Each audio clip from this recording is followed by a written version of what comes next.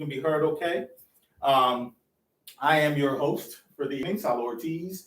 I'm Sal Ortiz with Meridian Psychotherapy Services. We've got dogs roaming around. Maggie, why? I'm gonna hold the food over here. Got dogs roaming around. We've got people checking us out, seeing how we are. And we're expecting a chaotic show. Is that the microphone? Yeah, that's the microphone. Usually Rocky ends up laying on it. I was gonna say he's like. Yeah, he's probably gonna sit. Like if I tell him to sit, he's gonna be like, and turn it off. Listen, this is just an hour and a half of just conversations about mental health and substance use issues. What I like to do on Real People, Real Talk is talk about the things in a little bit more depth that have to do with mental health and substance use that we don't get to talk about, from everything from race to sexuality and gender to pet therapy. And so I asked you guys to bring pets and to love on pets because Rosa's got a new owner, y'all. You clearly sold me out. Everybody said you were loyal to me, but I don't know about that. So we're just gonna talk and have a good time. Is that cool? Absolutely. For everybody watching, if you're tuning in live, please share the link and send in your questions. I'll be checking it out on my phone and just kind of looking for the questions that are on here. So please send in questions to our guests, send in questions to me and to us. You guys are my industry experts. Rosa, will you leave people alone? You're my industry experts. So let's see how this goes, experts. Do you like getting called an expert in this? Is it weird? Hey, weird. Rosa, well, no, Come here, Rosa. she knows she's put in her place. She's doing what she's supposed to. That's what you get. You know better. Okay, Maggie, that'll do. Sit down. That'll do. You should have known better. So Rosa and Maggie know each other, right? Mm-hmm. Maggie is how old? She's gonna be 16. Yep. So she's the mama dog right now. Yep. Rosa thought she was. And Rosa knows. She ain't the mama dog. She's 7 years old. She thinks she's running things. And Snoopy is 6. So they're all a little bit older, I guess you can say. But yeah, that's who we are. So ask questions and let's get into this conversation. Let's see what happens. Hopefully she'll behave. Y'all got to see her face, man. It's just absolutely absurd. I'm gonna move this back a little bit. So here's what I want to know, and I'm sure the fine people that are tuning in, all 300 of them, you know, no pressure, right, Paul? Who you are and why are you here and why did you agree to do this? So I'm gonna start ladies first. Let's be gentlemen. I liked you starting over there. Nope, ladies first. I'll start. Go for it, girl. So I'm here because you told me to be here. You sound like my clients.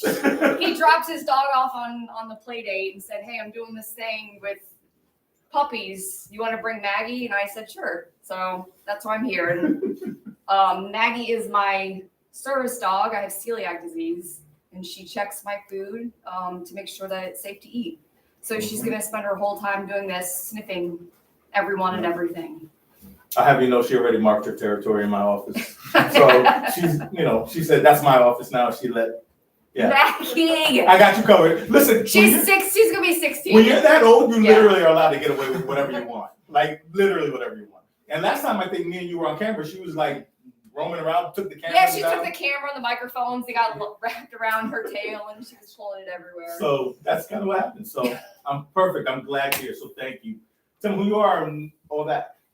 My name is Nina Wesley. I am the co-founder of Misfits and Underdogs Academy. We take rescue dogs from other shelters, other rescues.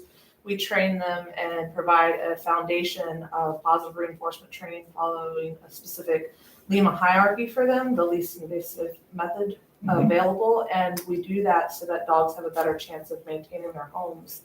We also, I'm a co-owner of Misfits and Underdogs Sanctuary, where we work with training local companion dogs as well as doing play dates, play groups, and boarding. So I am a neighbor to this facility, and this facility was kind enough to help us rezone our property so that we could give the dogs a home environment versus a shelter environment. So that's pretty new for your environment there. 2 years. Wow. Yes, 2 years. Before that, it was actually in shelters with kennel runs, and now we're able to do an actual yard home facility where they get beds, they get couches, they get kitchen exposure, as well as people walking by with their dogs. Yeah. So like real house situations. And it does help that we also have the companion dogs because we're able to introduce the rescues to companion animals at the same time in a safe environment.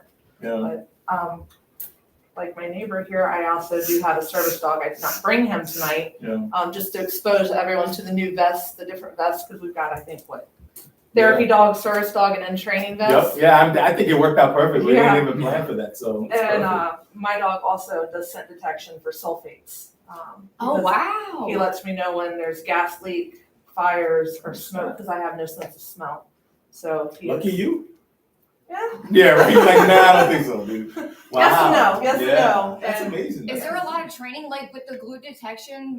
My GI doctor told me about it, and like I said, Maggie was the first one ever trained there. They've never trained any other dog for it. Is that like a well-known service? So for my particular disorder, I don't believe so. I haven't had a sense of smell since I was 4 years old. Wow. So Mars is actually my third service dog. Wow.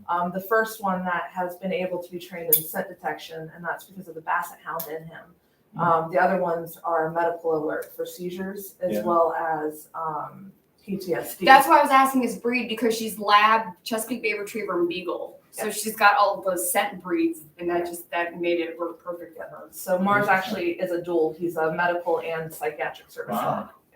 That's awesome, and that's something we're going to get into later that I wanted people to know. This is about being able to dispel a lot of the thoughts, the talks, and what they can and cannot do. I want to be able to answer some real world questions, and that's some of it. Can they serve two roles, or what does it mean with vest on, vest off, and all these sort of things. So perfect, man. That's awesome, and we're neighbors, and so I think I always tell everybody, Nina, that you use Rocky and Rosa to be like, hey, are they ready to go home yet? And so you're like, hey, so I got a dog. You want to come outside real quick? Yeah, I do. I really do. And that's like Snoopy is 6 and he is available for adoption. He is one of our academy. He's been there the longest, actually.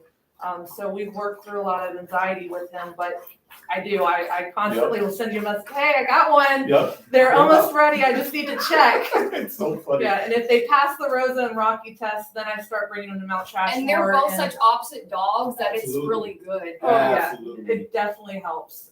I think Rosa's a little bit more on the timid side, whereas Rocky's always like, yeah, let's play. do this. Let's go. Like, we'll pass the fence, and they're like, let's go. Rocky's like, I want in. Let me get in. Yeah. So, well, I'm glad. Thank you so much. Tell them who you are. Why are you here? I'm Paul. I'm actually a patient here. I'm being treated by Sophie. And from the very first day, I met Rocky first. Yeah, I think it was your very first My day. very first day. He just came up and sat in front of me, and I'm an avid dog lover. I've loved dogs my whole life. I have 7 dogs of my own. I've needed therapy for a long time, but what really pushed me over the edge to actually come and get treated was I had a dachshund. I have 7 dogs. I love them all, but I had a very special bond with this dog. Yeah. And I came home one day, and tragically, he had gotten into an accident, and Yeah.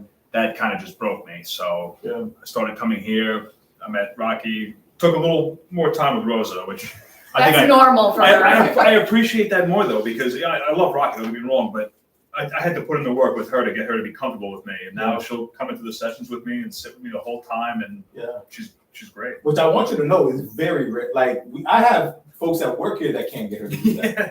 That's what Sophie was telling me. She's like, I can't believe she's saying. She never does that. She doesn't leave me more than 5-10 minutes. And so that says a lot about you, man. So, yeah, it was literally the first day. And I'm always like real worried, especially with Rocky. Rocky's, 90 pounds because he's overweight, fatty.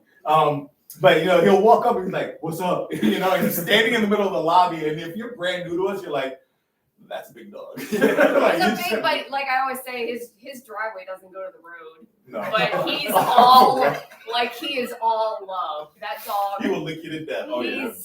Yeah. So that's perfect, man. Thank you. And thank you guys for real. I think that for me, I'll tell my story real quick, and I'll get into pieces of it, but I'm not the dog lover of the family. I'm not the dog lover of the practice. I still say it, and I'm in therapy to get over saying I hate dogs. Me and Rosa have a love-hate relationship. She loves me and I hate her, and that's just it. But I got a dog. I got Rosa as my first one almost 7 years ago after some family changes. And my therapist it took me a year to pet her, literally a year. Like I would come home, I'd feed her, I'd walk away, I'd sit in there. She's like, please. So this is not, yeah, I'm talking about you. You talking about. So this has been a progress for me. The fact that I'm hosting something like this even is funny to most people that know me because they're like, dude, you're the dog guy. So now they go everywhere with me. So Rosa's a certified therapy dog, not a service dog. She's a therapy dog. And Rocky's a certified therapy dog too.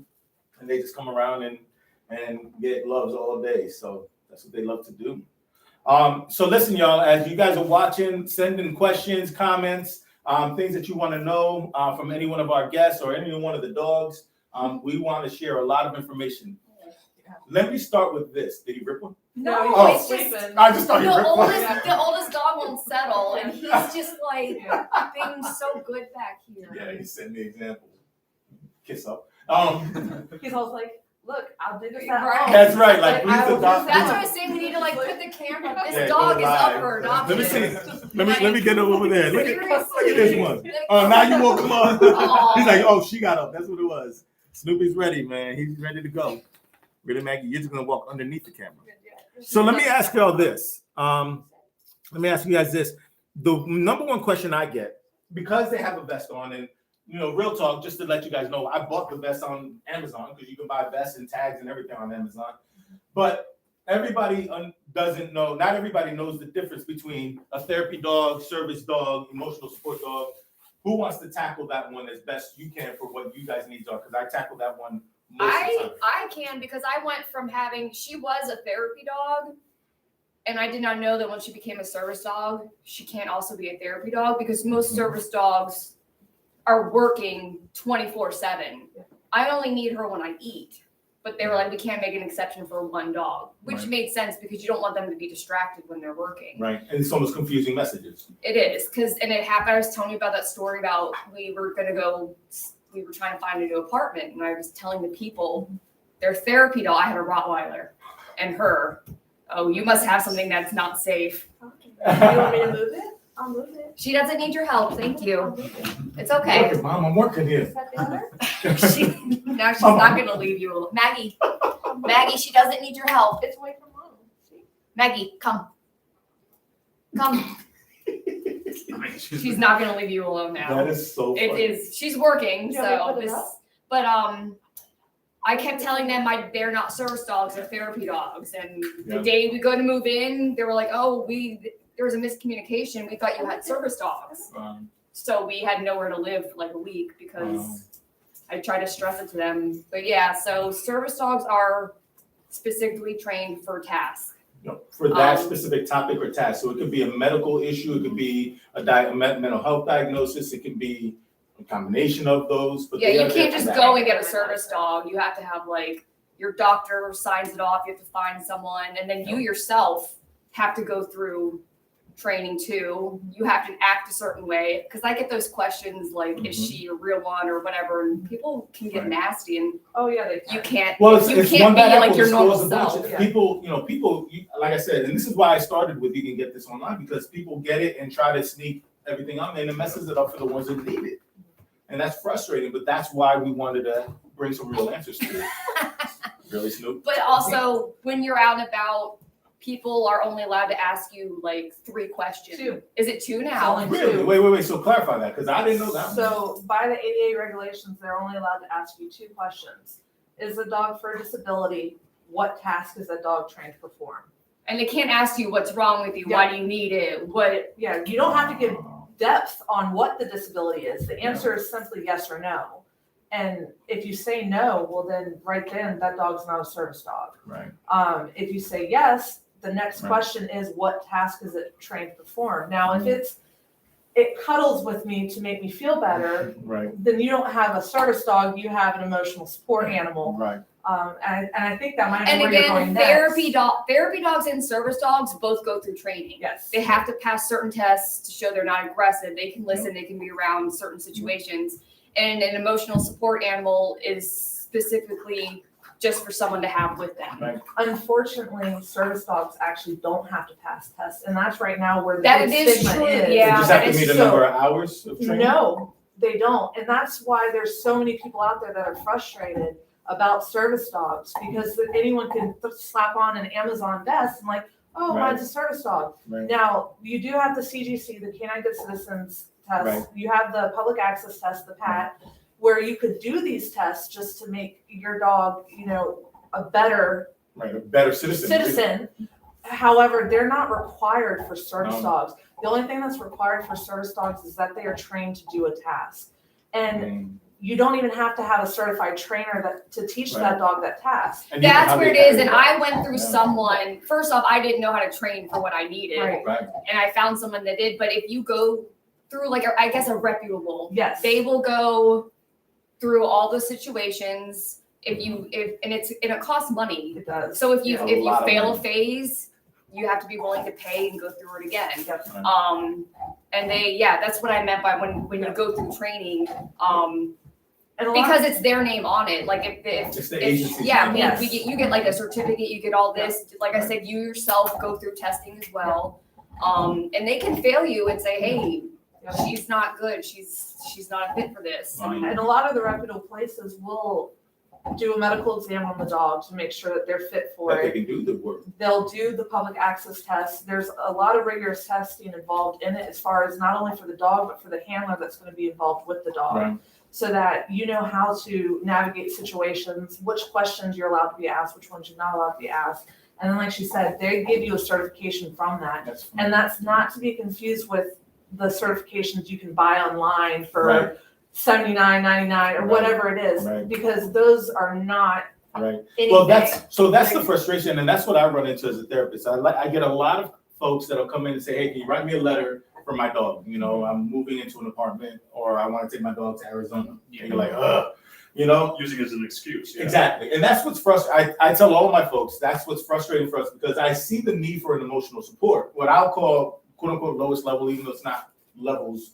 I see the need for emotional support. The dog goes everywhere with you, or your pet goes everywhere with you. I can see the need for that depending on the diagnosis.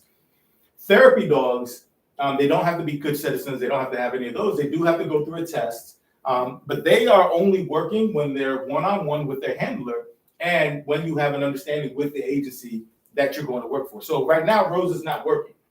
She's here at my job, but she's not working. And so that's where it gets confusing. The other part too for therapy dogs is that you have to follow the rules of whatever the establishment is. So I can't take her to Food Lion. You can take Maggie. I can't take Rose. Exactly. And also depending on because you went through a different one. I had mine through TDI, Therapy Mhm. Dogs International. And to keep your certification, you had to do a certain amount of hours Certain every hours. year and Yep. send them in. Yep. Um, And you got to visit different institutions, hospitals, agencies. you've got to get like sign-offs and all Yep. this and that. Yep. So it's almost like I call it Cub Scouts or Girl Scouts for For dogs. your dog, that's true. They just earn like little badges. Like it's really funny. But so that's the difference with those. And then the service animal, I love that you guys described this to the task. So You know where the camera is, don't you? literally like center attention, like ham it up. Paul, what is you don't have an experience with any one of those levels, right? I Like do not. you just love all these freaking dogs and you just wanted all this fur in your life for some God knows reason. Yes. But was there ever a desire or a need to, you felt like a need to, or in working with therapists or anything? Honestly, until I started coming here, I never really gave it much thought because I've always had, just dogs around, and anytime I, see a dog, it puts me calm, it puts me at ease, it just makes me happier and more comfortable. So I was talking with Sophie a couple of weeks ago, I think it was a session, and she had brought up the idea of a service dog for myself, or a therapy dog or something to that effect, which I really do like the idea. Yeah. Because I do struggle with certain things, depression, anxiety, all that. Yeah. And I think that would be very helpful because, again, dogs are always my calming point. Yeah. They always seem to just bring me back down to earth. Why not cats? Because I'm not a cat lover, y'all. I'm just gonna tell you. I'm how I not am. either. I'm not really a cat person. I had cats growing up, but they're just, they're not as sentimental and friendly as dogs. Like Right. some can be, Right. but overall, dogs seem to have more of a connection More with intuitive, people I than think. cats. They are. They definitely feel it. And I'll tell you, just the connection you have, I think that's one of the things that even with a service dog doing service work, the bond that you have is one thing, but it's the emotional bond that you get from not being alone, not feeling isolated. Let's be real. And this is what a lot of folks that are going to watch this later have noticed. especially when you deal with issues like PTSD or even anxiety, it's very isolating. A lot of the mental health, a lot of the things that we deal with is isolating. And even with a medical condition, it can be isolating. Dude, that you can't smell, like that's very isolating. Yeah. They're like, hey, smells good. No, it doesn't. It's Thanksgiving. Like, I don't smell nothing.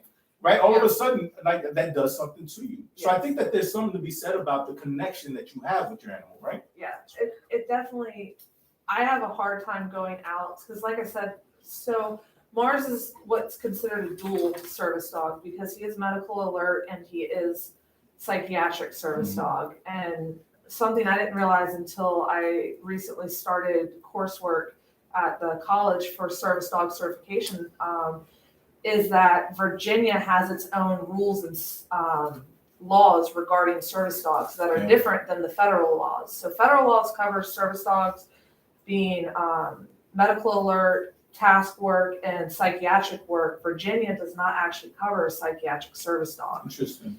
But they cover dogs that are tasked to help the handler. And that's how a lot of the dogs that are out there for PTSD or other, psychiatric disorders that are needed are covered because of a specific task. It's a very vague wording that the Virginia law put out there, but dogs can be dual service. Sometimes people do need multiple dogs. Like eventually when my vision goes, because I have macular degeneration, I very well may need another dog, because Mars is not a guide dog. I will be walking off curves, walking into stuff. That's horrible. That'd be like having her, as if she just needs you to every food. Exactly. That's exactly it. I was gonna say pick one of his, man. He's got to go around, man. You can like rent them out. But as far as dual tasking, as long as they are proficient in their task and they are able to do it in different stimuli, passing different tests is helpful. Going through certification programs is helpful as well, because it does really help with those people that you're going to run into. Where she's on just a regular harness, because she sniffs food for her, I run into the same issue because I can't smell, so my dog is smelling things. And a lot of people, well, if he's a service dog, why is he sniffing? Right, he shouldn't be this close, or Well, he shouldn't do this, or If you'd They're like still to know dogs. his task, can we be real? Like, they're still dogs. And Can that's we why be real? at a certain age they do need to retire, and why at a certain, like Maggie is probably one of like very few that became a service dog at 11 years old. Yeah. But again, she's not a 24/7. I only need her at certain times. Yeah.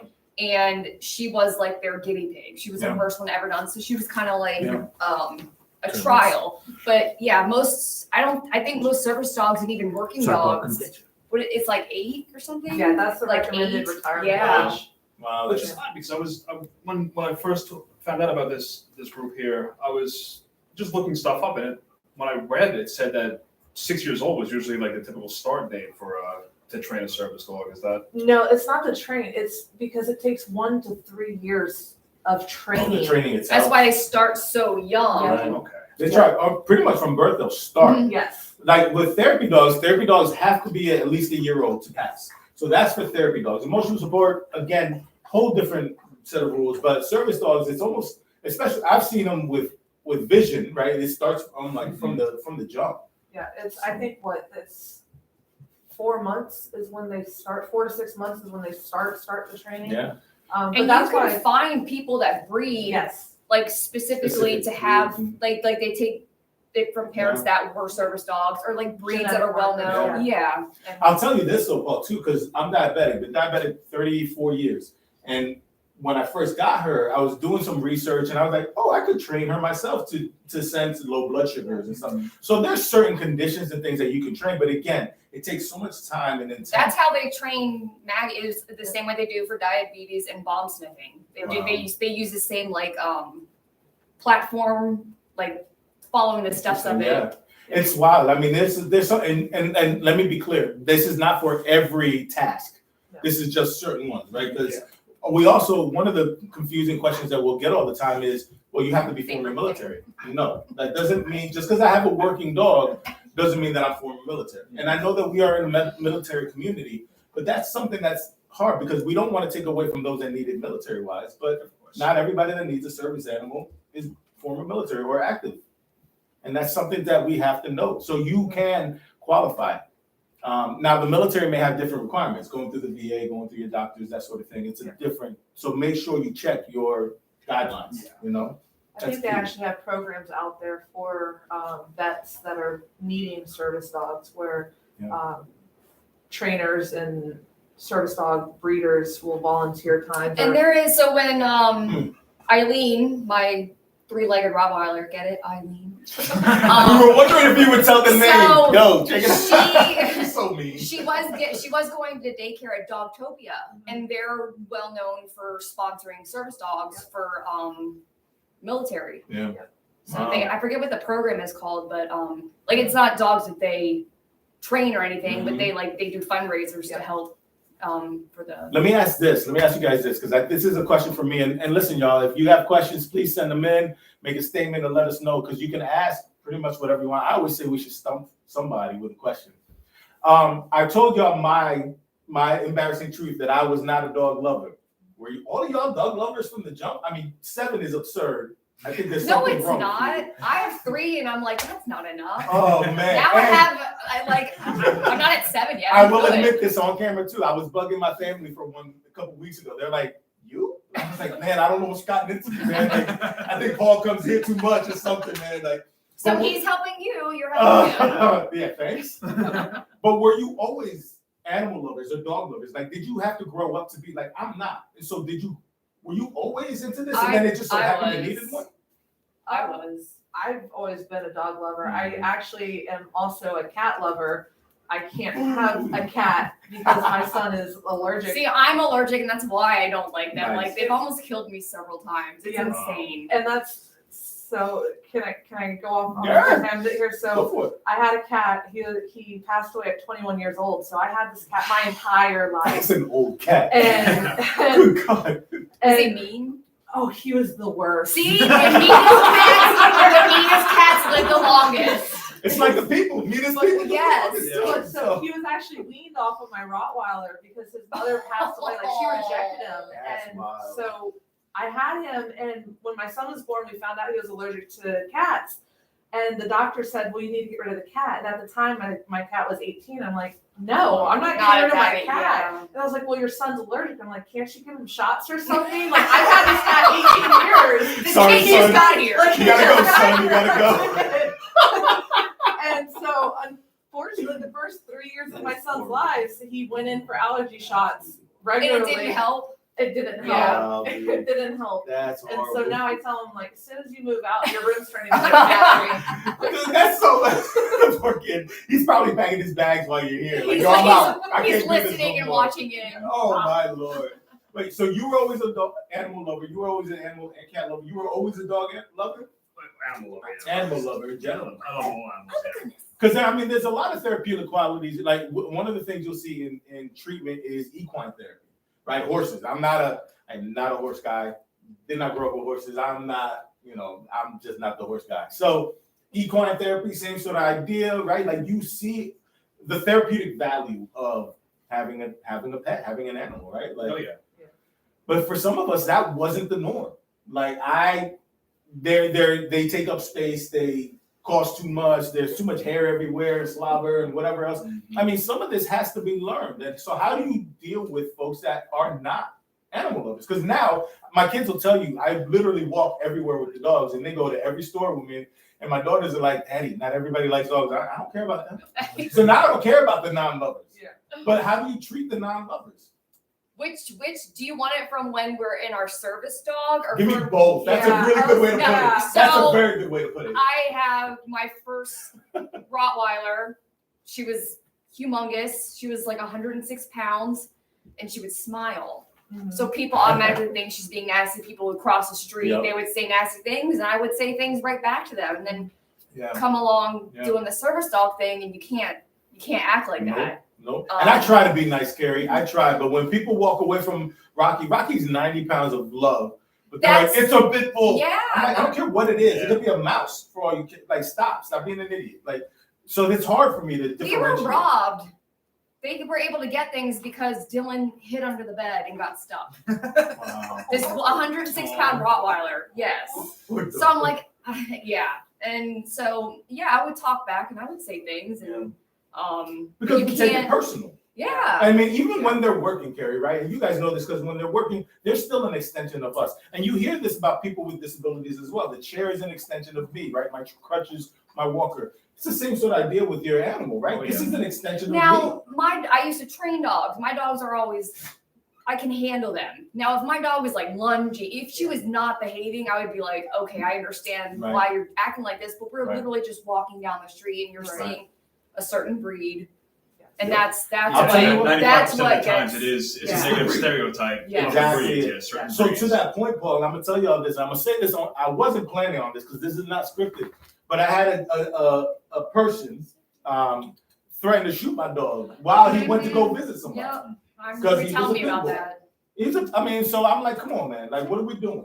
I understand people have their feelings. And I understand too that people like me don't necessarily always take it into account when I'm like, hey, it's my dog, deal with it. But there's a way to interact with the individual or the animal themselves. But again, it would be different if like he had a legit reason to be scared of Rocky. I'm Absolutely. assuming Rocky was just like staring He off literally in was space. sitting there like Exactly, Yep. yeah. Not growling, no he was reason- on leash, yeah. he was, and so there's a lot of rules that we follow, but there's also an understanding that we have them out in public for a reason. But unfortunately, y'all, you know this, one bad apple spoils a bunch. Yeah. You know, the dogs can be in a bad mood just like you can.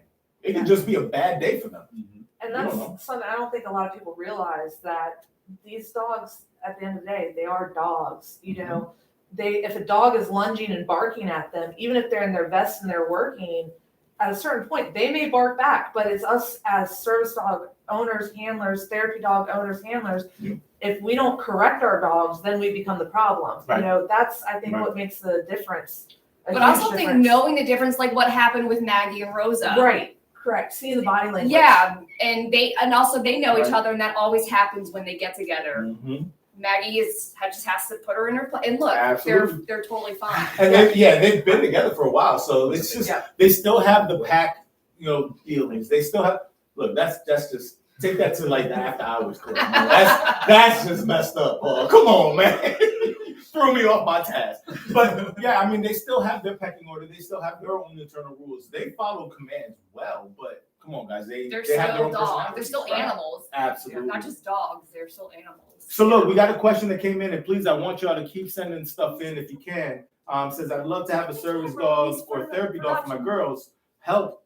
Both my girls have autism, 4 and 6 years old. Any suggestions? How do we figure out the task or the issue that they can address, and how do you figure out what level of dog to get? Do you guys know? Like, what is It depends. So my nephew is on the spectrum, but he is deathly afraid of cats, dogs, so that would never work for him. But there are, I've seen a lot of kids on the spectrum just respond to having a dog, Yep. and the dog was never even trained. Yep. It's just the dog and the child that have this It's thing. the energy that the person It gets. is, and like I've seen the ones where it depends on.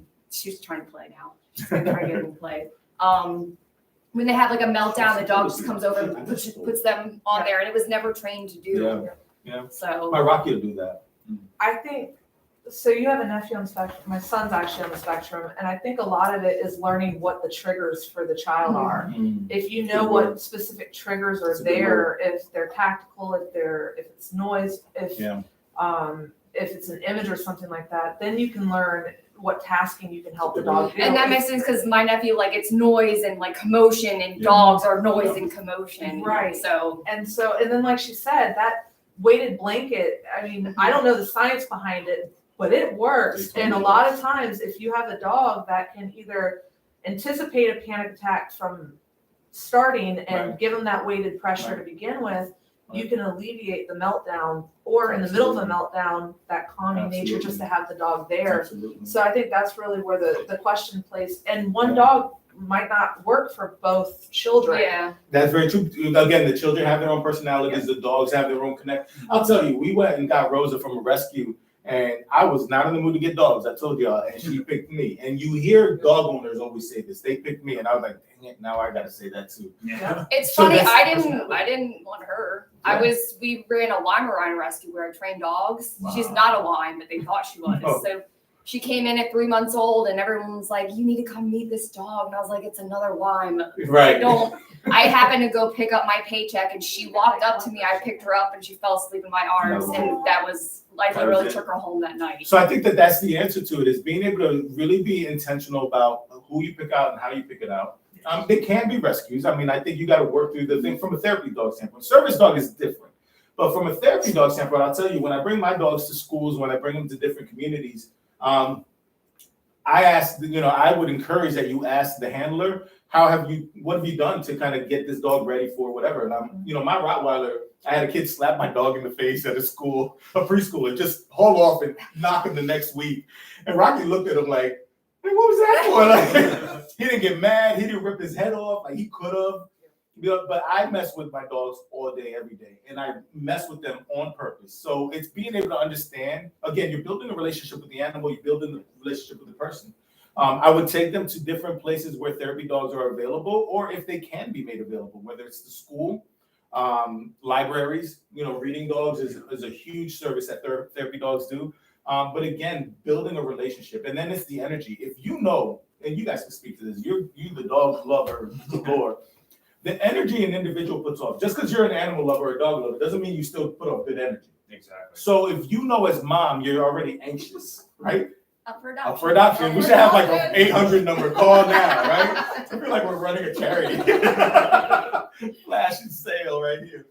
But if you got bad energy, Paul, like, give your kid a chance, and maybe you can't be the one with them because you're already anxious. You're already worried about your kid, and you may not be helping the situation. But also, I think when it comes to with autism training, I think you have to have like a certain kind of dog trainer. Yes. Because there are ones that know how to do like tasks, and then there's ones that know how to do like psychological. Yeah. So you never got a specific one for your son? No, my son doesn't need one. Gotcha. He's on the higher functioning side of it. Gotcha. We're able to work through meltdowns, able to work through certain triggers. He's got noise canceling headphones as well as fidgets. I didn't even know what a fidget was. Like, I thought, like a little skateboard thing. Yeah, right. I mean, that could be one. Yeah. But no, so he doesn't necessarily need one. However, having the other dogs, just seeing them, some of the rescues that we have, Boots and Socks specifically, they are 50 and 60 pounds bulldog boxer mix. Yeah. And when he's really worked up or just going into a panic or anxiety attack, they'll just come like curl up in his lap and just like. And just the way, because one of the follow-up questions was any specific breeds or whatever. I mean, I know for my pit bull, he's 90 pounds of just pure blanket, right? Yes. And so she's gonna hold you, but he's gonna definitely hold you down. And I think that's, again, it's a one-on-one sort of question you'll have with agencies. Is there a certain agency to ask or place that you guys know of? Because that's one of the questions that come out. I don't know of any off the top of my head. No, not for. So the one that I knew I think was the same one that The she Paws. used. Yeah, the Paws, but they're in Maryland now. There is one that's local, and unfortunately I don't know the name of it. But I don't think that they do that specific task work. Right. I would say canine. Was it canine training? I think does service dog training. Okay. Oh, the K and the 9. Yeah. So it's K and 9 training. Yeah. And I would say go through your PCP and ask, and whatever specialist you have that's working with your kid. Even if your child on the spectrum has a service worker, an ABA worker or something like that. Maybe they have some connections to know some people. Or even in the community, because I know they probably have like a community that maybe they know somebody else's child that has. Peers, I think, is local. Who? Peers for the autism community. They would probably be a good outlet just to find local resources. But it's really going to be your first step is finding out what task do you. That's like need. a very case by case. Yeah. But it's been, I've seen it plenty of times. It's definitely something that can be done. And a lot of times you are, depending on the functioning of the child, you're going to need an additional person. You're going to need a parent or an older sibling. Because I think there's also where the dog will be tethered to the child because the child is not like holding hands, but is a safety risk. They'll run into a street or take off. The dog is actually there to make sure that the child doesn't do that. Exactly. But in those situations, that dog needs to have a handler. Exactly. And that child cannot be the handler. And this is why, like, I mean, and I'm going to strongly say this. While I was looking at Rosa for learning diabetes and that sort of thing, you can't try to YouTube University all this stuff. Please do not. No. Please don't. I mean, I think that you guys are professionals for a reason, right? You guys have done the training. You're a professional owner for a reason, right? But I mean, I think that for as much as we want to teach ourselves, and I love doing things on my own, some things is not worth the risks of, you know. And I went through like 4 different facilities said we've never done it and we don't think we can help you, which I appreciated. I didn't want someone to take my money and be like, yeah, I can do we'll it. figure it out together. And even the Right. one that did it, that trained her, they're like, we never done it, but we're willing to try if you're willing to, accept that it might not end up working. And I was like, I'm totally fine with that. Yeah. So there are places out there that you have to be careful of on that side that just Unfortunate. And just because they haven't been around forever, it's just do your homework. Do your homework. I will say this, y'all. Maggie's sitting down. Don't say anything. Snoopy's down. Rose has been out. Y'all, we can see the minute somebody twitches, they're up and running again. So we'll see what happens. So the danger with that is With what? with Like scams. self-training Yeah. or That, scams or going online to get a certification. My previous dog before Mars, Clifford, he was a boxer mastiff mix. It's a huge dog. Yeah. And I went through an external trainer and we went through the coursework. It took us 2 years for him to actually be proficient in his task work. Mhm. We were actually at Walgreens and this person walked in with an emotional support animal, Mm-hmm. jumped out of a basket. Man. They shouldn't have been In in a the basket. basket? Shouldn't have been in the basket. Jumped out of the basket and ran up and bit my dog in the face. Wow. And if my dog had not gone through that training, if he had not been prepared for different environments, that could have ended really bad because this little dog was like this Shih Tzu looking thing. and all it takes is one little And had my dog bit her dog, your dog would have been in instantly, trouble. it would have been my Yeah. dog's fault. Yeah. But also I follow a bunch of different accounts that have service dogs, and there's one her service dog was attacked by a dog running off leash, and now the dog is scared and reactive. Right. Just because you have a service dog does not mean it's gonna be in those situations and be okay afterwards. They still. She and had to go through a whole other training to get another But service Carrie, dog it's the trained. same with people, because again, when we talk about our military community, they think, well, you should be Yes, used to this. yes. I love her. You should be used to loud noises, or you should expect that it's this, or you as a therapist should see this, or you as a woman, or you as a man, right? Like that's not. We're still people. We still have our own, experiences, our own traumas, right? And so that's very real. And I think the same extends to the animals that we. But that's also why, we kind of get when they say, "Oh, it's an emotional support animal," or "Oh, I trained it myself." That's when you can get into those situations, and then your dog that you spend all this money and time on, it goes down the drain, because that's the one thing that you cannot prevent from happening. Is so look, the other dogs. non-professional, right? The non-professional trainer. He's got street cred. Yeah, exactly. Like, bro, I wear this. Yeah. But now when you run into people, let's say like me, who has Rocky and Rose, and you walk in for the first time, and I'm like, yeah, they're my dogs and they're good. Knowing that you grew up with these, knowing that you know different breeds, and I don't know all the breeds you've had, but how much trust do you put in other people saying that they've trained their dogs? Like, how does that work for you? Well, it's really more of I'll look more at the dogs than I will, just taking somebody's word for, oh, well, he's friendly. Because there's certain That makes factors- sense. Go to the source. Yeah, you'll see certain factors, like if the dog's kind of looking your ears down, tail tucking, maybe not so much, but you can typically tell a dog. Wait, Rosa was looking at you the first time like that. Yeah, she barked at me the first time. That's why I kind of just, That's true. That's true. I didn't try to push her, but yeah, I mean. Yeah. I think I threw her in your lap, right? That's the way the story's gonna You go. I love threw her in that. your lap and now right out the door. The first couple of times she barked at me, then Yeah. the third time I think I came in, she came and sat in front of me for a minute, and then you came in here and she followed right along. So that's one of the other keys too, is to see, because one of the things for therapy dogs is how easily they can be redirected, right? So I don't have a service dog, but the minute I snap or I walk in the room, hey, the boss is here. And so the ability to see your dog or the dog that's there, how do they respond to their owner, right? If their ears are pinned back, but I tell them to sit down, all right, but we're gonna watch. Okay, but they're listening. Right? Yes. So that's huge.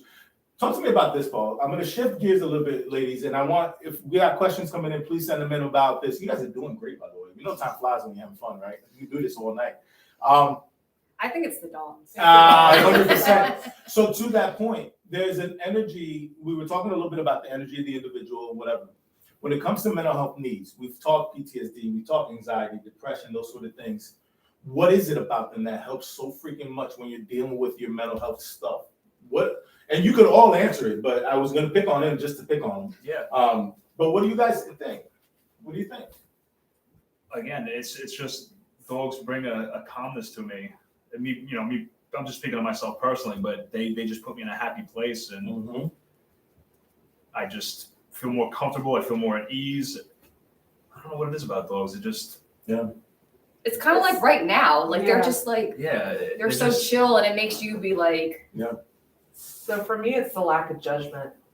I know that sounds weird. No, that sounds like, perfect. Like for me, it's they trust me not to hurt them, and I trust them just to be there. And it creates this relationship that you can't get with a person. Like, dude, I was gonna say, I think it helps if they can't talk. for the most part, those are just unconditional love. Well, yo, now that she said that, and you say this too, right? Like it's just the calm. But I'll tell you what, even with Rosa, as my first one, there was not even just the unconditional love or lack of judgment. It was just the compassion that was there. I'll wait for you, and I'm gonna wait you out, and I'm right here. Yeah. And I was just like, wow, like you're really putting up with me. Like you have no F's to give about the fact that I have 3 dogs. When you come home, what is it like for you having 7 dogs? What is your coming God, that home? sounds like hell.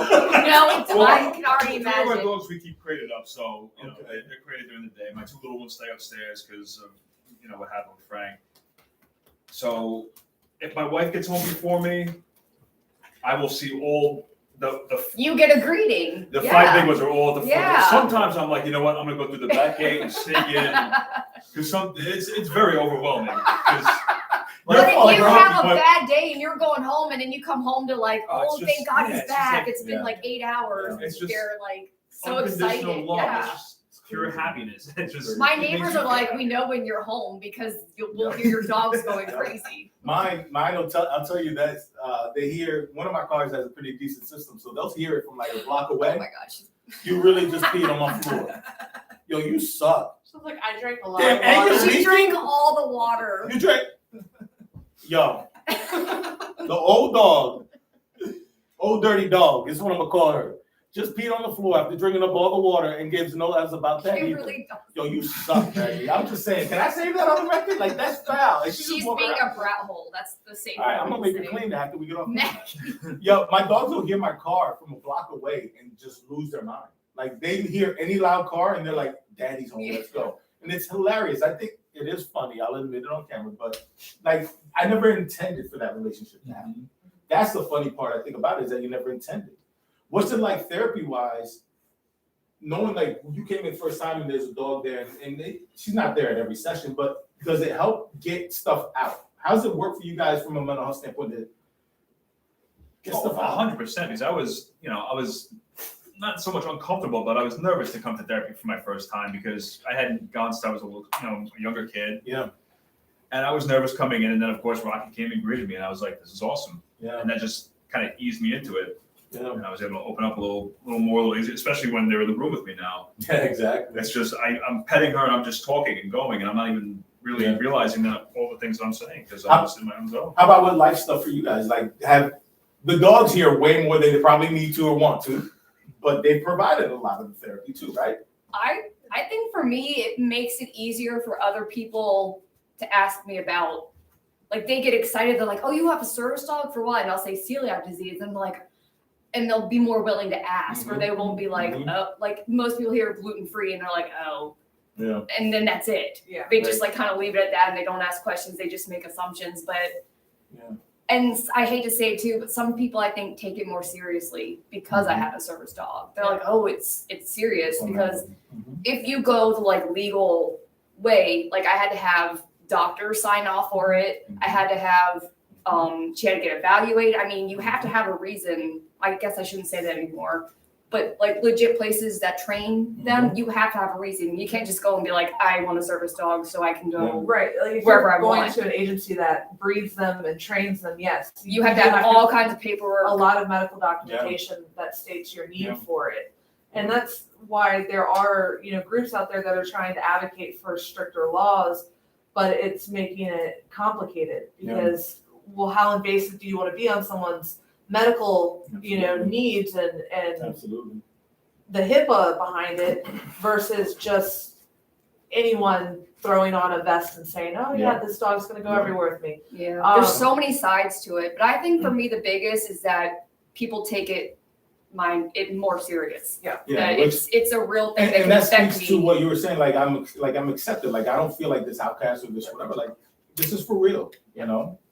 That's key. That's really key. I'm still mad at you, Maggie. By the way, I'm gonna be mad for a minute, Mag. As far as the therapy aspect of it, so mental health.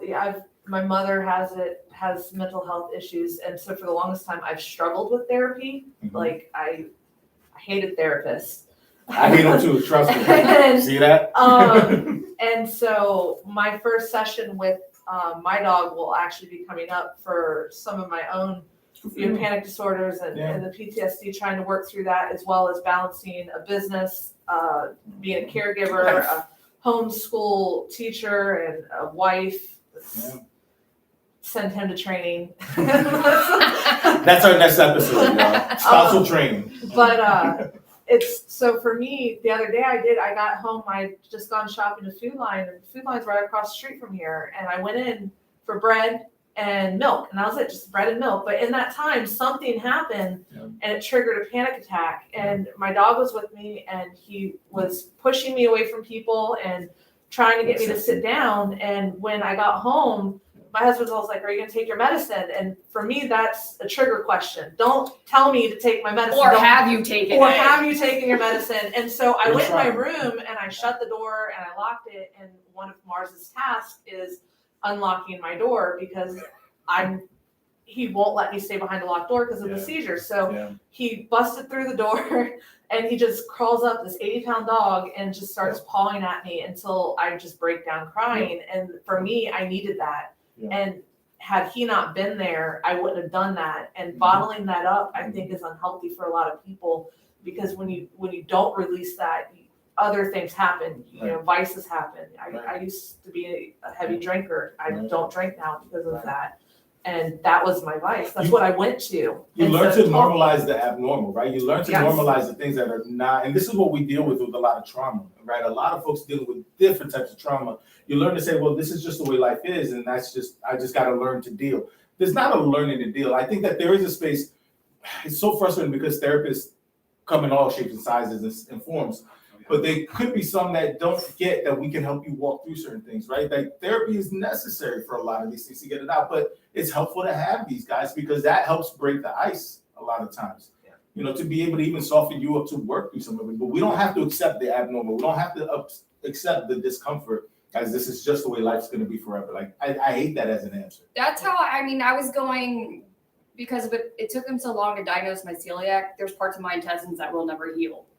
So I was having to get an endoscopy every 3 months. They put the camera down and check your because I was still getting gluten. Yeah.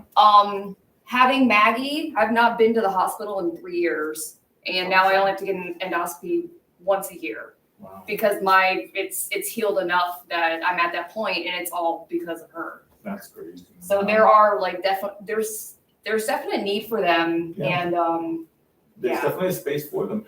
I love that you're willing to give it a try again. And say, okay, maybe I got to get some work done on this. I think that, and I, honestly, for me, like there was the same thing. I finally was like, I got to give this a chance. I'm losing out, and for me, like it's embarrassing in a sense to say that I waited that long because I see what I missed out on, and it was when I needed it the most. I started to think this is what normal life is going to be. I'm just going to be in this pissy, shitty mood the rest of my life, and just everybody deal with it.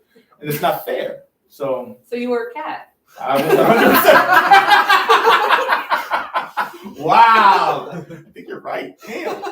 You have to say that out loud. Damn, that hurt. You're right.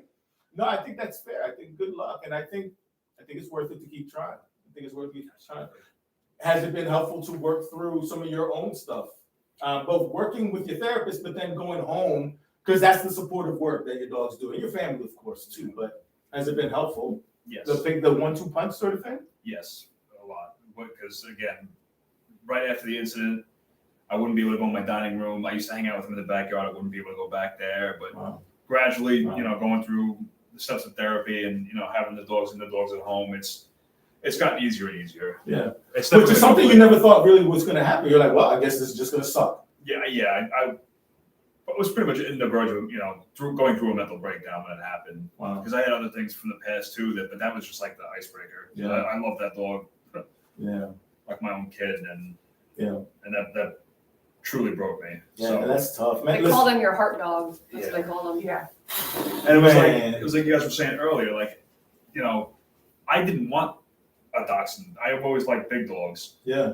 And we went and met this dog, and I laid down on the ground, and he just came and climbed into my jacket, and I was hooked from that. Yeah, see, that's exactly that happened with Bro, me. you did not strike me as the Dachshund lover, man. So Yeah, I'm just like, I've always wow. been a big dog. But dachshunds, they just have such vibrant personalities. I would say if I get a little dog, it'll probably be a dachshund. They're I like can't do little dogs and like or big dogs and little dog bodies. Little bodies. Rose's little boyfriend was a Dachshund. He lived back here, man. I can't do it, man. They're You might so have to funny. convince me. They're weird, man. They're weird. I just think They are, but they just have such big personalities. They really do. So misfits and underdogs, we cater to the pitties, the bullies, the larger breed dogs.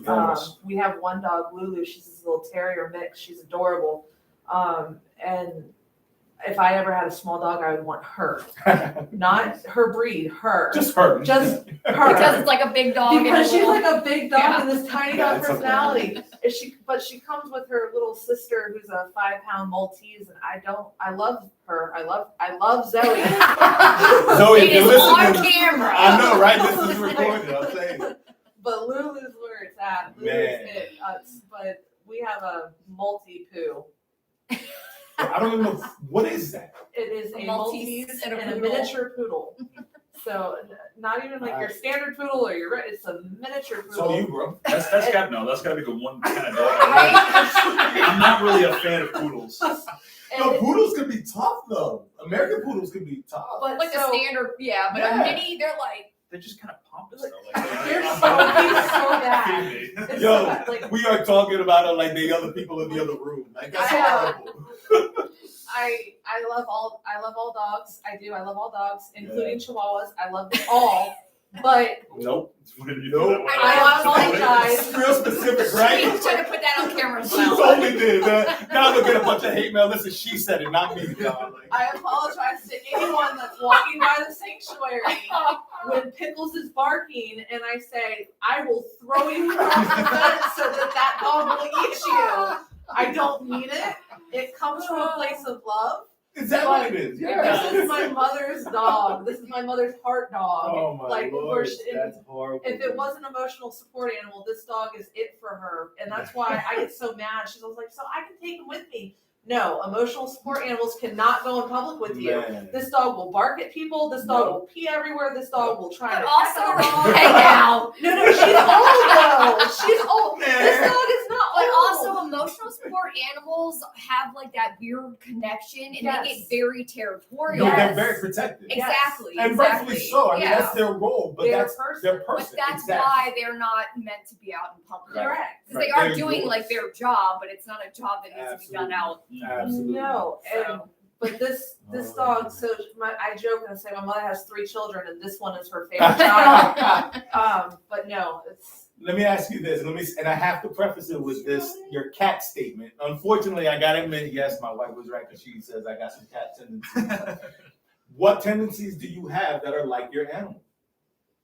Because y'all know we spend enough time with these little things, man, that you start taking on the character. Now you may be multiple personalities. With all the dogs, I just right? want to put it. I always use the bathroom. I I know. always use the toilet.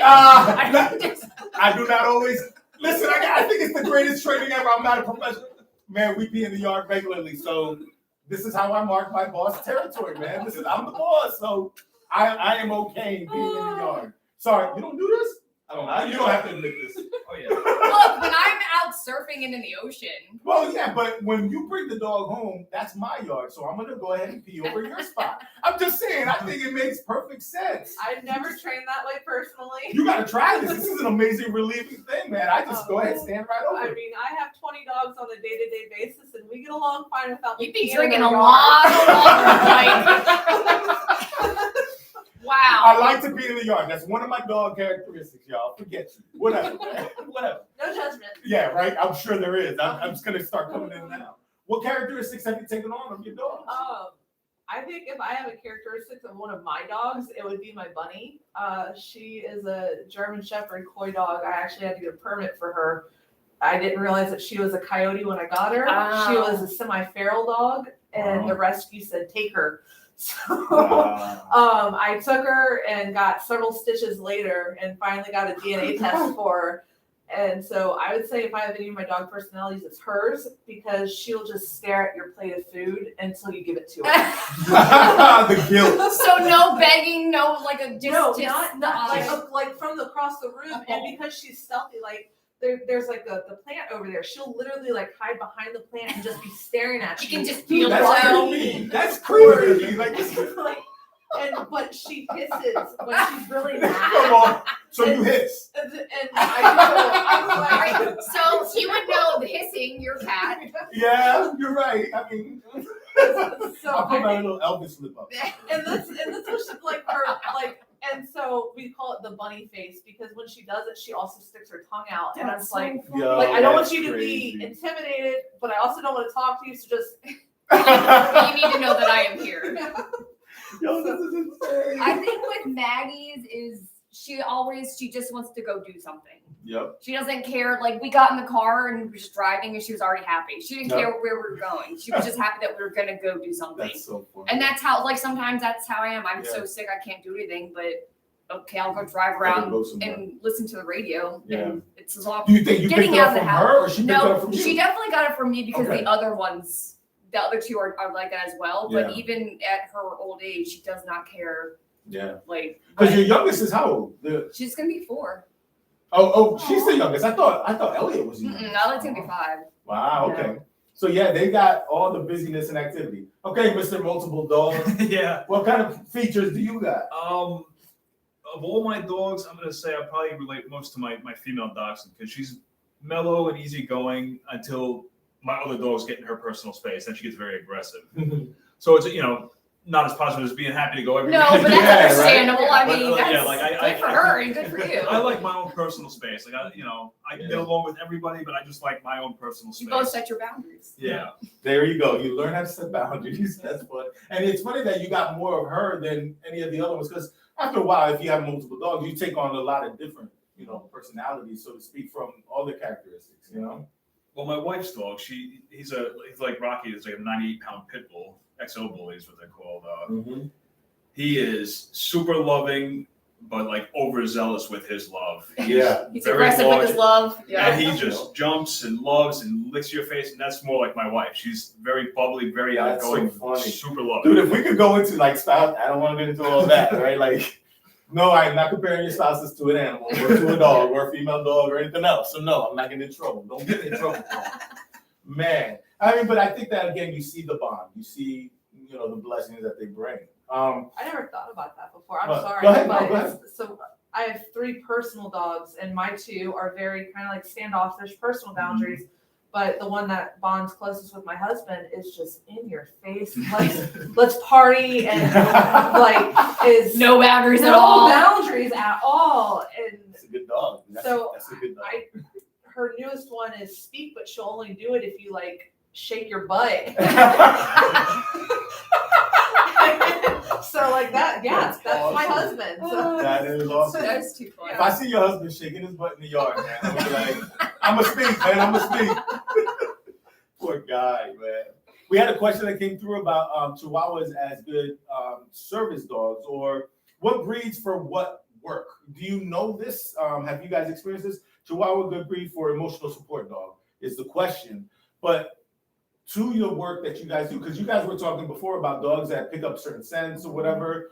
I mean, I wasn't well trained in this to know what dogs are more compassionate than others. I mean, what do you guys know about it? Or what do you see in your own dog? I do think it's like certain breed. I mean, that's how breeds came about because Yeah, they were certain breeds have literally certain bred jobs. for Working certain, breeds. for Gotcha. working breeds. Like Goldens and Labs are very like for like medical, like because they're very personable. They could be in public and they're like a good size. But And and like if like guide dogs too, you got to Yeah, be able to they're hold guide on to dogs. them. They're, and- there's typically generally a very friendly type of dog. Yeah, labs. Like What the hell is a Dachshund for? Badger hunting. Badger So they hunting? can like They dig. go in the Because hole. they Yeah. have little legs so they can get to the burrows. Yeah. Yeah, that was their Oh. original purpose. Same with That's like crazy. Jack Russells. Yep. You pull them out by their tails. Mhm. That was their original purpose to get. Yo, I into the never burrows. knew that. now, like I think we both kind of touched on emotional support dog because the dog does bond and it is more of an in-home service that this dog provides for you. Right. Sure, a Chihuahua might be a good Smaller fit for dogs that are you like can- lap dogs. in Right. your arms that Right. you can carry around that you can really get close with Yeah. and feel that connection. They appear to be very, I don't want to say like protective, but like standoffish, like, yo, this is mine, like back up. Yeah, Right. they can be very territorial. Yeah, so like But- that, I can see that with a person saying like, that's my dog. Now, as far as the task goes, I mean, most Chihuahuas, I don't know if they pick up my pill bottles like Right, consistently. Their mouth's just not big enough right. Oh, to bring me that's the true. bottle. That's true. It's so that's where Or it pull goes open back a to, door unless you've Right. got something there. Like you'd have to have like a low rope, but even then, once the door's open, are they going to be able to bring you something out of the fridge? So that's Right. where you got to really think: what task do you need? That's a really Um, good point. And like that's where it helps with the dogs. Like for me, I needed a hound. I needed something with a good sense of smell because of the sulfates, the Yep. tryptophans, and then smoke, gas in general to be able to detect them and smell them. I could probably use a German Shepherd I was or just a about to bully ask you dog. that, Yeah. However, I'm going to get better results and quicker training with the trainers that I've worked with, Mhm. with a dog that's already bred for Has it, scent yeah. work. That works. It's in their Yeah. DNA. I was actually talking Yeah. to someone that had a bloodhound, and they were like, "This dog." They took that dog after it retired from doing like police scent work. Wow. Like when people go missing and stuff, they took the Wow. retired dog and Which I've got it to was say, a those bloodhound. bloodhounds are actually fantastic. too. Yeah. My neighbor's got 2 of them, and they're super. they're sweet, so like super- mellow and just Yeah, like dopey they're and Yep. Well, I was gonna say to the point about, I was thinking about from an emotional support standpoint, or even just emotions in general. I don't know them all, right? But certain breeds have certain emotions already, right? There, some are more hyperactive, some are more Mhm. mellow, some are more Oh, yeah. right, loving, dopey, or whatever. And I think that speaks to what emotion, because I think that when we put this sort of blanket statement of service dog or emotional support or therapy, let's get really specific, right? If you're very anxious, why would you want an anxious breed of a dog? That's not a good combination. but also if right? you have a working breed, they need to be working. Yes. Or they will Put it become together, aggressive, they will become anxious. And I think that's why with Right. certain breeds, they're meant to be better service dogs. And there Right. are other Right. breeds that are better to be either if you need it like psychologically Yeah. or an emotional support. Well, if yeah, you want- which I if think you was where want- a lot of the small dogs come Small into dogs, play. but then also two older dogs. I mean, I think again, if you need somebody to hug, right? Your dog just wants to jump all over your face. You're like, hey man, like I need a hug at some point. He's like, no, let's box. You know, like take it easy. That may not be the one for that task. Right. I think that's important to point out. I don't think that you can say a certain breed falls into any one of the categories, kind of like she was saying, because, we have Snoopy, he would be a good therapy dog just because he has a calm demeanor and he is very relaxed dog. He does like getting physical affection, but he would not be a good service dog, not only because of the heart murmur that he has, but Right. because if I was to clap my hands right now, he's going to jump up. Yeah. He's going to be a little bit startled, where a therapy dog, you still don't want it to startle easily, Right. but he doesn't have to worry about that tasking to be on a Right, job, it's not focused so- on a certain It's not person. 24. Yeah, It's therapy not work is not 24/7. 24/7. Yeah, and so that's where, really any dog, if it's evaluated properly, goes through the right medical Yeah. testing to make sure that there's not anything inherently wrong with it. And then you really do the evaluation, not only on the dog itself for temperament and behavior, but then for compatibility with who the handler is going to be, because the dog could be perfect candidate, but not for you. There's a show out there where they do that, where they train the dog the tasks Mhm. and then they meet the person, and like it was like more times than not, it did not work out. Wow. And a lot of people, they will get disappointed because they think they're getting a service dog, but you can't make that work. Well, so you can't force that. to that point a little bit, Carrie, is what resources are available for pet owners who want to think their dog is a therapy dog or can be a service or can be emotional support or whatever, from a training standpoint, from a resources in the community or online standpoint? I know we talked about agencies for maybe a service dog, but do you recommend certain resources, certain books, certain videos, certain series, certain whatever? When I got into it, it's when I was training dogs. So I had people higher up than me that had been in the training game longer, and I could tell me reputable people. So I think or even someone what to just look for starting in a out, trainer. yeah, like I would find like a trainer first. But there's also organizations like we were talking. I don't know that that TDI is in after COVID. I don't know that they're like still a thing because you went through somebody else. I went through TDI the first time, and then Alliance of Therapy Dogs is who I use now for my dogs. And it's just doing you got to do the research. Yeah, you can tell like if they require certain things already, you can tell they're not gonna just give you a certificate. Like you were saying, you're just gonna go pay $70 and get something. Right. If they require you to put in work and effort and all So that. that's one of the things to look for. Yes. How much work are they expecting of you to put in to invest not only to the dog but to getting this accomplished? So what else do you look for in a trainer or resources? I mean, you did all 7,000 of yours growing up. My Lord, send him to Paul's house. I'm gonna give you his address. What is it?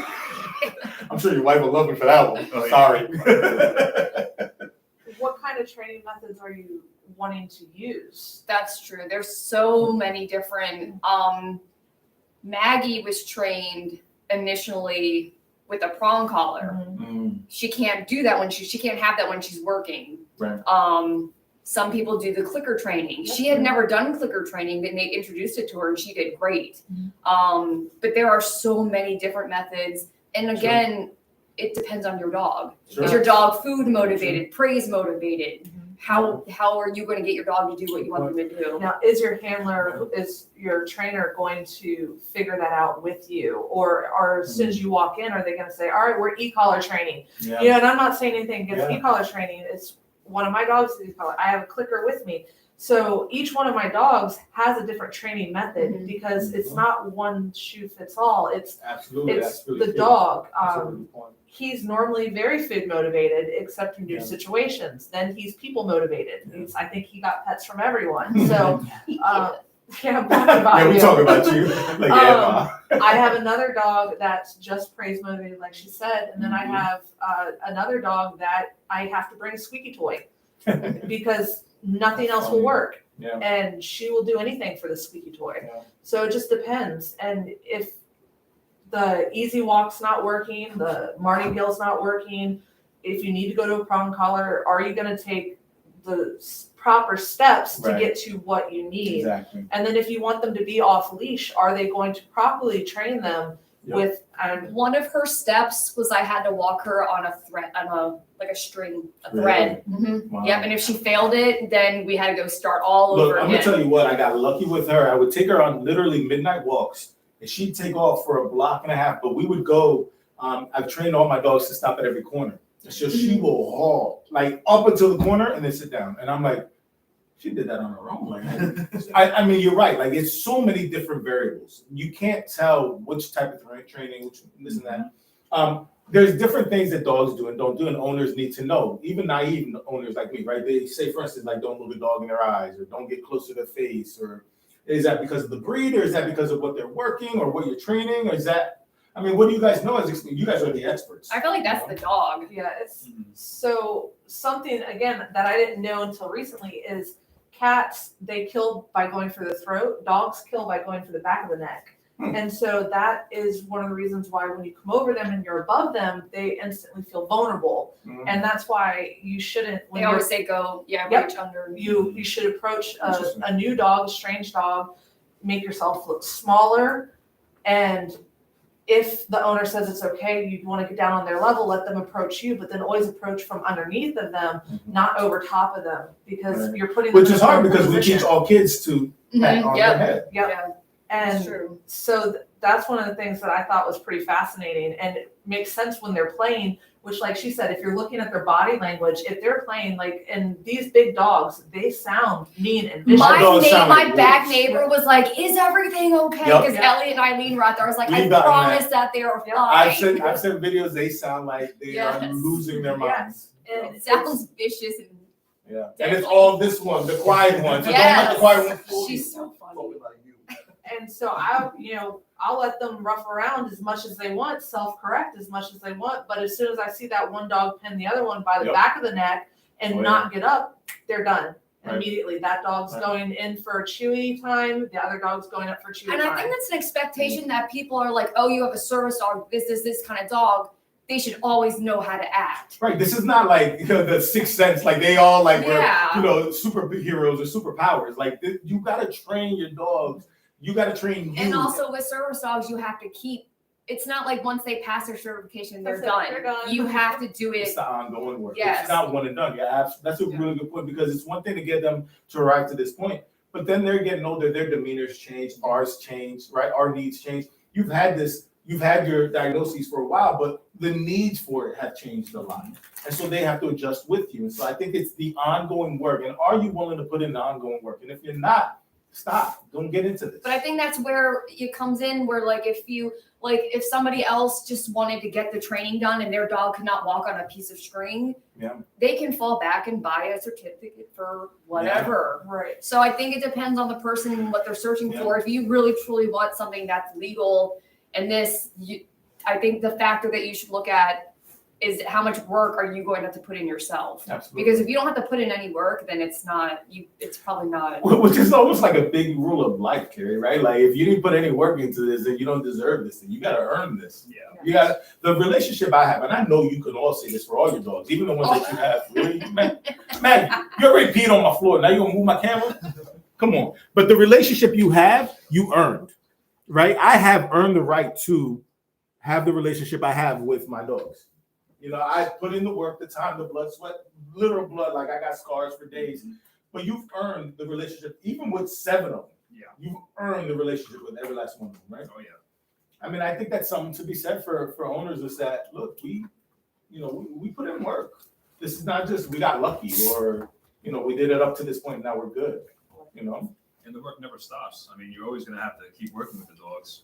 Even if it's not a service dog, like if you Exactly. slack off on training Absolutely. and walking and all that, Yeah. you're gonna be like, "Oh, why are you Yeah. reverting back to this behavior?" So, 100%. Paul, speak to that because even after, look, I love Maggie because she's old, Yeah. she's yours. I don't love her because she's mine because she peed on my damn Yeah. floor. But when they do something you don't like, or when you have a bad experience, because the truth is that you have bad experiences with them. Of course. How do you adapt and overcome to that to keep going? Because look, Maggie, I can take you outside now and tell you run away. You ain't mine. I don't care.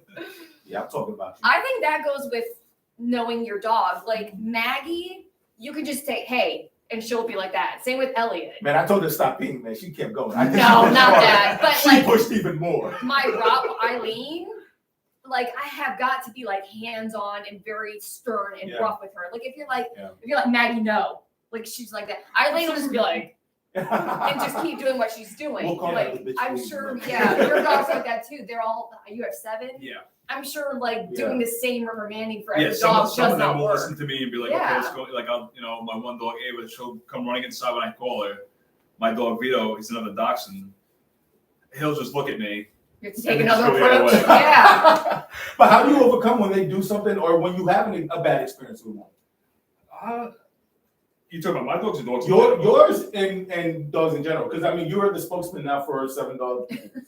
Yeah, I just look at it as my dogs. I can typically reprimand in some way or another. I don't really like to beat on my dogs too much. Pop on the nose or anything. Oh, wait, I was like, wait, that came out. Well, that's I what don't I beat 'em said too with much. Eileen. I said hands-on. Yeah, And like if you train dogs and you know dogs, you can't. There are some dogs that you cannot be like gentle with. They will just take Listen, over I've taken Rocky and put him on his back a few times. Yeah. And he's that breed. he is that hard-headed. He sat on timeout in the middle of a dog park. He's like, damn, I really this time. But Like, you know what he needs, Absolutely. and then you can't do the same thing with Rosa because no, then she'd I be don't like, know. "What?" I would Yeah. pull her back. Yeah, but I think that's the thing for us. Are you willing to your point, Carrie? Like, are you willing to overcome the experiences and keep going because you have to. Yeah. Right? When we have a bad experience, you can't say, well, forget it, I'm done with all of these. Right? You can't do that in your sanctuary. You can't do that No, with the other dogs. and I mean, in a sense, that's kind of what I did with her because it wasn't like a horrible experience. Like she bit my hand, drew blood. No, I mean, she barked at me, backed off, and you know, in time, I overcame it by just working with her little by little, and she, It's the willingness to be uncomfortable a little bit, but it's also the willingness to be patient and the willingness to know your position and your role. I think that's something that's really important for us. Absolutely. And I want to say that earlier too, because I feel like there's going to be someone out there that are like, not everyone's going to love your dog. And I'm sure if somebody comes in and is uncomfortable, you don't force them to interact with your dog. Yeah, it's the same with mine. They're like, oh, my kids are scared. I will walk on the other side. But if you would come at me and you're like aggressive. I mean, I will tell you, I've taken my dogs, and what we do, again, I'm not a dog trainer. I'm a therapist. I'm a people therapist, right? So He's a people trainer. I'm a people trainer, not a dog trainer, right? But I recognize, since I know the work I put into my dogs, and since I know the work that they can do, I recognize that people have to overcome their own fears. And I know the work that it takes for individuals to overcome a fear that you had that's been tormenting you or you've been carrying. And to see the look of relief, I met a guy at Home Depot who had been bit by a dog in New York, and he had been like mangled. And Rocky was in there. I had to go to the bathroom, so I took the dogs to the bathroom, and he's standing outside the bathroom, and I was like, "We got to leave the bathroom." He's like, I said, "Man, it's okay." And we just took 20 minutes in the middle of a Home Depot. He overcame. He's taking pictures and selfies with the dog, and it's always a cool feeling. But he didn't come at you so that you didn't feel like you had to go at him. Not one bit. But it was just the willingness to work through your fears. I think that it's understanding your own dog, but it's understanding the situation. Now, to you guys' point, I'm a people trainer. Like, I do this all day, every day. Like, I don't expect everybody to do this. I don't expect you to do this no matter how chill you are. You're not a therapist, right? So, but I think that we have to learn to overcome certain things that are holding us back. That's why you go to therapy. That's why you got a service animal, because you're like, I can't. Bro, you really... This damn dog, Chief, for the second time. Man, drag that shit. I wanted to get rid of this carpet anyway. Thank you, Carrie. Oh, God. When I thought to myself... Do you see now, like, I tell him, I leave the back door open. Yo, and then you go for more water? At least you didn't drop I loose. literally have to, if I don't leave it, I am up every 10 My minutes. God. Because she will ask to go outside, but she doesn't Yo, have a Snoopy, bell. can you handle your girl, man? Please. Handle it. Tell her to stop, bro. Please. I'm just glad that's not on camera. Yo, my reactions are. I know. For anybody who thought this was scripted, like, they know for a fact. God. Snoopy, So- this is crazy. Snoopy is just under 90 pounds. And as far as how do you handle a dog when you're trying to get them to do something and it's frustrating that they don't, Snoopy wants to be outside all the time. He hates coming in. Like when he's been outside playing, he wants to be there. So a lot of times I'll call him once, Snoopy in, and then I have to shut the door, and then I have to close the blinds. And then I have to like peek through the blinds to see if he's coming. If he hasn't, he hasn't. But a lot of times, and this is bad, don't do this. I don't recommend this. He will literally roll over onto his back, belly up like a dead bug. And I walk out there, Drag him in. and then he will sit up and he'll sit pretty. And then I'm like, fine, get up. And he will jump all 90 pounds of him. So I have to carry him in. Oh, that's your And back. after that happens, he goes into his crate and I give him a chew And he's time the best dog ever. because I'm like, That's crazy. you're gonna look at me and you're gonna want me to love you, and I don't love you right now. I'm like, you're very cute, but you're bad. Exactly. Listen, for the record, Maggie's not mine. I hate her for life. Rose has been sitting here chilling. That's what all it took was that one reprimand, and she's like, okay, Yo, you're in Rosa, charge. This is why you're going with me. Rosa. Forget y'all, man. Forget y'all. She's like Snoopy, blending y'all. in with that pillow. Seriously. But so like I have to take timeouts from people sometimes because Yeah. it's too much. Yeah. And being around dogs 24/7, whether it's the academy dogs, the sanctuary dogs, or even my personal dogs, I sometimes have to take timeouts from them too. And that's why I really think, I'm an advocate for crate training. It's something I think that is positive for them if used properly, and it gives them their own timeout space where they can just cool down, decompress. And I do. I get. I never heard the term before, but I get touched out because my dogs are always on me. Touchdown. Yes. Wow. Okay. And I learned that, and I was watching something on TV about that, and they said that's why, because dogs can be the same way. Yeah. They want you to leave them alone, but you're like, oh, I want to love on Yeah. them, and they don't want it. Dude, just You chill. need your, yeah, Yeah. and that's why they say crate training is good. It gives the dogs like Their space. their safe space. Mhm. That's a good point. I'm an advocate for diaper training. So I don't think something that we said, Good I know girl. that we've touched on the different vests, Yeah. but one thing that is hard for me is when I do have a dog Oh! out and they're in Stop. their service dog vest, or if he's Jesus, just in training vest, is people and their children. Yeah. Running up to the dog, wanting to touch the dog, Yeah. or then when you try and correct, no, Yeah. he's working, please don't touch the Because dog. they also have ones that say like caution Yes. and other stuff, don't they? Yes. So that's a good, yeah. Like reactive, please ask to touch. Yeah. And Yeah. so Rosa whenever has tags right here that says, I love to be pet, or please pet me. Like, I have to get That's those specific. Rocky has that, and I love that because Yes. again, he's a breed that you're like, Yes. oh my god, but it says pet me. Yeah. But then, yeah, you're right. They do have the other ones so Yeah. that and so one of our rescues, I actually, when we take her out, we have to have on the please ask to touch, reactive rescue, in Yeah. training, and then I have the boots and socks again. I'll go back to them. When I take socks out, it actually says, please pet. Yep.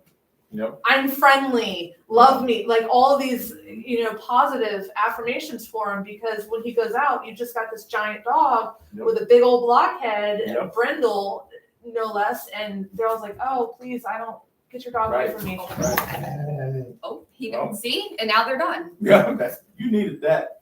All right, so y'all look, we're coming to a close. Y'all didn't think you could make it an hour and a half, and Paul wants to keep going. So I'm gonna say my worry was the worry that happened, and that Maggie was going to do that. Yo, man, like I would have put pads down or whatever. Like I've been wanting to get rid of the carpet. I but- figred she was just gonna go to the door and I'd have to leave. Oh, but Mags. Maggie, Meg. So look, where can people find you? Where can people? This is the shameless plug or portion of the show.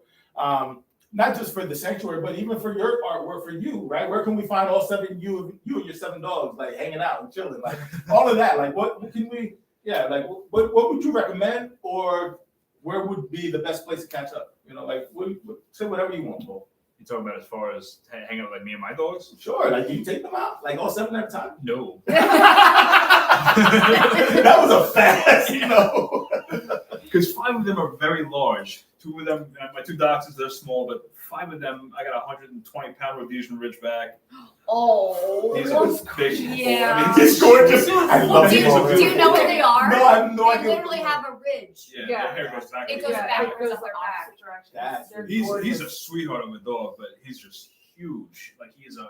And they're like the big color boy. of Rosa. Yeah. Wow, interesting. The orange. You might have to color bring him color, sometime, yeah, I could definitely bring him. He's a sweetheart of a dog. Man. Um, Like, where would you recommend go take your dogs, or what would you want? Something for people to take away from this conversation tonight? Something like that. Dog parks are always good, especially for like younger dogs, puppies. It's always good to socialize them from a younger age. Not even Really? Why don't you tell us what that face really means? My Lord, I was with Now you. it I was goes. with It you. actually goes back. It's like the same thing with service dogs and emotional support animals. There are people that take their dogs there that do not have control of their dogs. Well, that's true. They go for like the dog's break, and there's not Yes, break. and from so everything. like your dog That's fair. is well That's behaved, fair. but then another dog comes and doesn't know how to act. Right. Like I don't know if it was all on camera, but you saw how all 3 of these dogs had a little, Yep. and then they went their own way. Right. But there are some dogs that don't know how to back off. Or they're so So- excited because they've never left the house, and Right. Or but, the owners don't think that they need Right. to interfere, or that their dog is doing anything wrong. but what your point is that the sooner you're able to socialize them, the better. That's Yeah. a good point. Yes. I think that's because we're wondering, where do we get them to socialize? Like I take Especially my with dogs on certain people all the breeds, time, they right? need to be But- Yes. from Yeah. like day one. yeah, that's a good point. yeah, socializing. For So we can't drop them off at your house. I'm trying, bro. I'm really trying. No, they'd all be welcome. They're all good dogs. Perfect. Can we just Catching show up up to see tonight. the Doxies?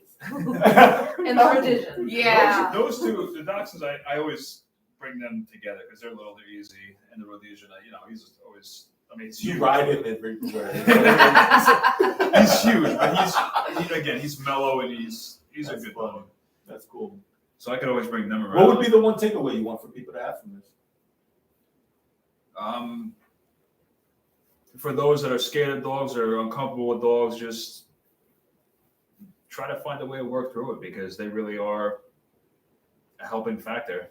Yep. They're incredible creatures, and again, like dogs that get trained to sense celiac disease or PTSD or panic attacks or all these different things that they can learn. They're just incredible creatures. They're smart. They're again unconditional love. I mean, they're wonderful creatures. I love them. That's cool. That's a good one. Plug. Shameless plug. Go ahead, Karen. Oh, what am I answering? Where can people find you, and what would you want people to take away? And not just from, I mean, definitely celiac, but celiac, who you are, because there's more to you, right? And then what would you want people to take away? So it's almost like a 3-part question, and you're gonna have the same one. So Okay, so the first, what do I want them to take away? Yeah. Like service dog wise? Whatever. I don't know. I guess that it can be done with any dog. It really can be done with any dog. They just have to be tested. Maggie was a shelter dog. I got her at 3 months old, and she was a therapy dog until she was 11. Yeah. So they don't, like we were talking before, 7, 8 is usually when they retire a working dog, and she became one at 11. Again, it's not a 24/7 thing. It's only when I eat, but I think with every case, it is like a case by case. And just do your research with that. It's probably, I think that's my biggest, is do your research. Yeah. If you're looking for a service dog or anything like both that. about the dog, but then also about the service that you need them to perform, right? And who can provide that service. So yeah, like I said, I think I had like 6 people say, I don't think we can help you. We've never done gluten detection. We don't know how to do it. And the 7th one, and again, I almost was just like, oh, okay, I don't think it's gonna happen. Yeah. And then it finally did. Cool. Where can people find you? Because I know you're doing a whole bunch since you said you'd like to run around town. So you like what I'm doing, or like how to get in touch with what I'm doing? Oh, I'm at markets. That's all I do. I'm trying to make a living. She is an artist, and she does. Listen, she makes awesome dog collars. Dog, Rose is wearing one, Maggie's got one, but again, that was because of my celiac. I'm medically cleared to only work 15 hours a week. That was another thing that got me a service dog. You can do a package deal, right? 7 for like $5. Yeah, I got you. But that's what I do. I do markets because I can work on my own time. If I'm too sick to do something, I'm not letting anyone down. I'm working on my own time. Yeah. So is if it like you a want, craft company or what is it? It's called Creative Celiac. That's my business. Awesome. So, and I do markets, but then I have stuff on Etsy, online and and I help run his Etsy. I do his shirts. Yep. She makes all these shirts, so shirts and collars, and just being able, again, the creative side to things, and they are quality, and they hang up, they hold up good. I mean, my dogs put it through the ringer, so and it's fair price and it's perfect. So I just want people to be able to know where to find you because it's dog friendly too. Something about being able to be a dog owner and bring them out in public is that you go to dog friendly places. It's very sad, but my Rottweiler has more of a social media following than I do. It's Eileen, the Rotten Tripod. And she's got like 11,000 followers. So I shamelessly use her for my business as well. I have refused to pimp out mine. I'm not falling subject to Rosa, you're safe for me. This is a sanctuary for you. Where can we find you? What would you want people to take away, and anything else? If you are needing a service dog or wanting to go into therapy dog work, just really do your research. Find a trainer that works. Mm-hmm. Yes, you can do it on your own as far as service dog, but really you're going to want someone that's there with you, that's done it before, that has certifications, that is going to guide you through federal and state legislation, where you're going to know the ins and outs of the rules and the laws that you're going to come across. Because, when you fly to a different state, there's different vesting requirements. There's different leashing requirements. Some states don't recognize the e-collar as a leash, so you have to have them on a leash. So those are things that you just want to really look into. Yeah. Do your research, find someone that is going to work with you, answer those questions for you, so that you're not doing it on your own or blindly or YouTubing it, as you said earlier. As far as me, where can you find me? What can you find me doing? I am constantly driving the dog van. That's what everyone jokes it as, the red van, the giant sanctuary van. I I do. I have Misfits and Underdogs Sanctuary, dog walking, boarding, daycare, as well as training. Yeah. Both myself and my business partner are certified trainers. Cool. And then What's the the Academy. It is actually Misfits and Underdogs Sanctuary is the website .com. And What's then yours? Creative. Creative Celiac. What's No, Just just my social media. Instagram. Yeah. Gotcha. And are you on social? we are on Facebook, TikTok, and Instagram, but please don't ask me what all of those are because that is not my wheelhouse. I work with the dogs. No doubt. Tim, No doubt. Misfits. Misfits and Underdogs Sanctuary is the for-profit, and percentage of all of our profits from the sanctuary goes to the academy so that we can pull from other shelters and other rescues. We actually partner with some local rescues and we'll work with their reactive dogs to train them and get them ready for a home. Yeah. So Misfits and Underdogs Academy is where Snoopy is currently available for I adoption. say that just got pulled up. Guys gotta come get somebody's gotta come get this So- pup, man. I'm telling you. Oh, Yep, there you go. Snoopy, look at you. You So- look good on camera, he homeboy. does. Yeah. He does. Yeah, he's wagging your tail, I know right? that we have to wrap up, but real quick on dog parks. Now, I'm not saying no to all dog parks. There are some where you actually have to register to go to Yep. them, and you have to have either a code to get in. Yep. You have a to license you have for to your show dog. license. Yeah. You have to show that they're on preventative, and they regularly treat the yards. So, Yep. like, those kind of That's dog true. parks are great because you Agreed. know that the dogs that are in aren't going to expose your dogs to Right. things that you don't want them to Like expose. kennel cough is a beast, and you don't want things like kennel cough or anything else, or worms. The worms. God, but For- I think it's fair. I think you're right. Like you see how much care is put into caring for the dogs. It's not just a place to just go. For my non-working dogs, I actually use the app Bring My Fido so that you can find local businesses that are dog friendly and you can Oh, bring them cool. in, or like the Yeah. places where you can eat, I've the used that libraries that you can go to. Yep, I've used that one. I like that one. I know. I was like, I'm astonished at all the craft stores and like Pier 1 Imports Yep. used to let your dogs. I was like, Marshalls. Yep. Marshalls will let the dog Yeah. in. I mean, we go there a lot. But yeah, Well, that's Farmer. good for socialization. Yeah. Yeah. No, that's awesome, Because man. you asked, how do you socialize? That, your Absolutely. vet, friends, Absolutely. but really Drive-throughs drive-throughs. are a big one. No, Yeah. because then they gain all this extra weight like No, Rocky but did. Elliot, one of my dogs, he's a Catahoula. I don't know. Mhm. They're not known to be like very adventurous and confident dogs, and that was the one thing with him was the You're not drive-through. picking. Yep. Oh my I god. don't kiss on any date. He Never. said you will now. Nope. Like, I Come just- get this I just dog, wanna somebody, nibble your please. chin. That's all I Nope, want to never. do. Yo, I don't care. I am not gonna get that funky. He'll only get adopted if you kiss him. No, well, guess you're not getting adopted Oh. then, buddy. Listen, y'all, this has been a pleasure. I really want to thank all three of y'all. Thank you. Thank you I for think that having it was a well-rounded conversation about just a real life conversation and stuff. You could get a bunch of professionals that talk about this, that, and the third. I wanted real people to talk about real stuff. And so these have been our real pups. I've got to go clean up pee. But if you want to find out more, check us out on our YouTube for Meridian Psychotherapy Services, or come to our practice here in Pembroke and Virginia Beach. Send in your questions. I'll make sure that I get the questions to all these guys. If you have a place that you want to send your dog and you want to go away for the weekend, but it's just all these guys. And please, when you see them out in the community, give them love and take care of your dogs. It's worth it. It really is worth it. I'll admit it. And you guys have shown that. So thank you guys so much. Thank you. Thank you. Later, y'all.